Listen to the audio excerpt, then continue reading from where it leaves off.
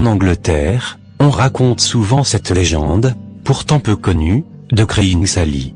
Sally Sanford de son vrai nom, était une jeune femme de 18 ans, qui s'était mariée en 1935 à un soldat français. C'était une jeune femme heureuse, belle et intelligente. Malgré son handicap, elle croquait la vie à pleines dents.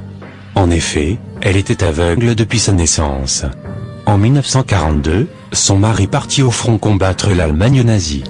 Ils se parlaient par lettres, que la mère de la jeune femme lui lisait avec toute la tendresse avec laquelle les messages avaient été écrits.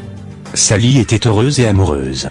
Mais un matin de mai 1944, alors qu'elle attendait le facteur assise sur un banc devant chez elle, celui-ci lui annonça qu'il n'avait pas reçu de lettre pour elle. La jeune femme tomba dans une tristesse énorme au fur et à mesure que les jours passaient. En effet, chaque jour puis chaque semaine qui s'écoulait, le facteur lui disait toujours la même chose, qu'il n'avait aucune lettre pour elle. Les journées devinrent monotones et la jeune femme restait enfermée dans sa chambre, pleurant son mari qu'elle pensait mort au combat. Personne n'arrivait à la consoler. Alors, un soir, dans un geste désespéré, elle prit le pistolet de service de son père, le porta à sa tempe et tira dans l'espoir, dit-on, de retrouver son mari au paradis. Quelques jours plus tard, le soldat français, finalement vivant, revint au domicile de Sally et apprit la triste nouvelle.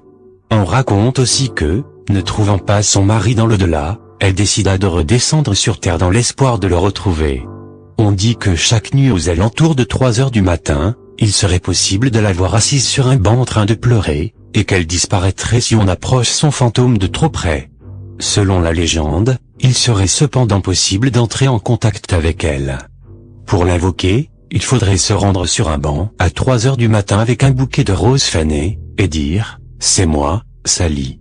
Crying Sally apparaîtrait donc à vos côtés, habillée dans le style des années 40, portant un petit sac sur ses genoux. Elle tournerait la tête vers vous, du sang coulerait de sa tempe et des larmes sanglantes couleraient sur ses joues. Elle vous poserait une question, en vous fixant de ses yeux vitreux. « Es-tu mon amour ? Es-tu mon doux amour ?» Vous devrez impérativement donner une réponse, mais dans les deux cas l'issue pourrait être fatale. Si vous répondez « oui », elle vous demandera de la suivre et sortira de son sac, les versions diffèrent, soit un pistolet, soit un couteau, et elle vous tuera, car pour qu'un amour soit éternel il faut qu'il meure d'amour.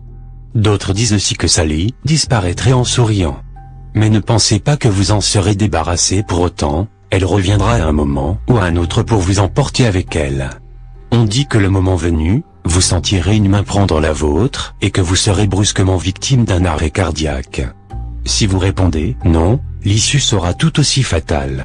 On raconte que pour punir ceux qui se sont moqués d'elle, elle les hantera jusqu'à la fin de leur vie.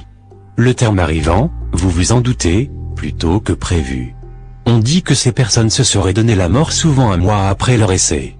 Un homme aurait raconté, une semaine avant son suicide, que pendant plus d'un mois il avait vu le cadavre de Sally à longueur de journée, celle-ci lui demandant sans cesse « Es-tu mon amour ? Es-tu mon doux amour ?» d'une voix d'outre-tombe. Il se rappelait qu'une nuit, alors qu'il allait s'endormir, il entendit la poignée de la porte de sa chambre tourner, et vit apparaître, enveloppé d'une étrange lumière, Crying Sally lui posant sa question. Il aurait dit aussi qu'il la voyait même dans son sommeil, qu'il assistait chaque nuit, en rêve, au suicide de la jeune Sally. L'homme se serait donc suicidé quelque temps après en s'administrant une dose mortelle de calmant, et serait mort d'une crise cardiaque. Certaines personnes qui auraient tenté le rituel lui auraient répondu « je ne sais pas » ou « peut-être ». Crying Sally serait alors disparu dans un cri strident. Mais certains racontent qu'il arriverait quelque chose de totalement différent si vous entamiez cette démarche. C'est là que mon récit s'arrête, je ne vous dirai rien de plus, à vous d'essayer si vous en avez le cran.